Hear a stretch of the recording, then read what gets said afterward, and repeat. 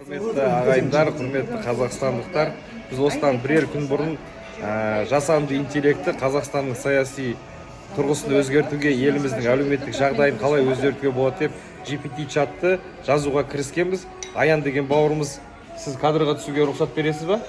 Иә, Аян деген бауырымыз бірінші рет Қазақстан тарихында GPT чатты, жасанды интеллекті саяси үрдісте қолдануға мүмкіншілігін жазып шығарды. Бір аптаның ішінде дайын болды. Қазір міне көріп отырмыз. Керемет дүние, ауыз толтырып айтатындай дүние. Бұл анау сіздердің, біздердің үйреніп қалған тон пішіп құмалақ арқылы Қазақстанның болашағын кесіп отқан шалдардың әңгімесі емес, нағыз керек әңгімені жасанды интеллект бізге айтып отыр. Бұның әлі әңгімесі ұзақ болатын белгілі. Бұны қазір түнімен тоқтатпай зерттейміз, бұнымен сұхбаттасамыз. Көп адам түсінбейтін шығар, бірақ бұл жаңа технологияларды осы сайлауда қолданған депутаттарды нәтижесі зор болады деген сенімдеміз. Қазір сіздерге бір шет жағасын көрсете кетеміз.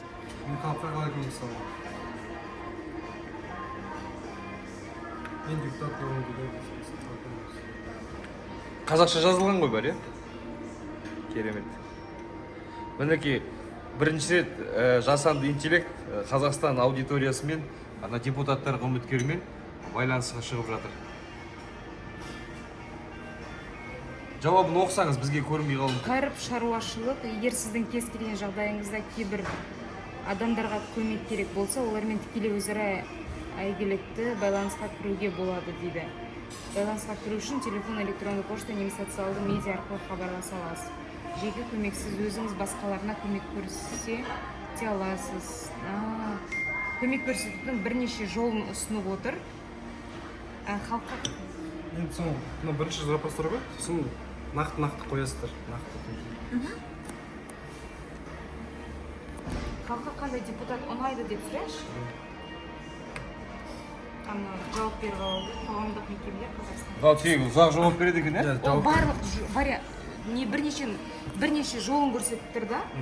Қазіргі заманда танымал басқарма жұмыс. Жауап берген кезде тоқтатпаңыз. Желі бағдарламалар жүзеге асыруда және. Жауап тоқтағанша жаза беру керек қой. Тосу керек. Сосын жалғастыруға болады. Сол сұрақты қайтадан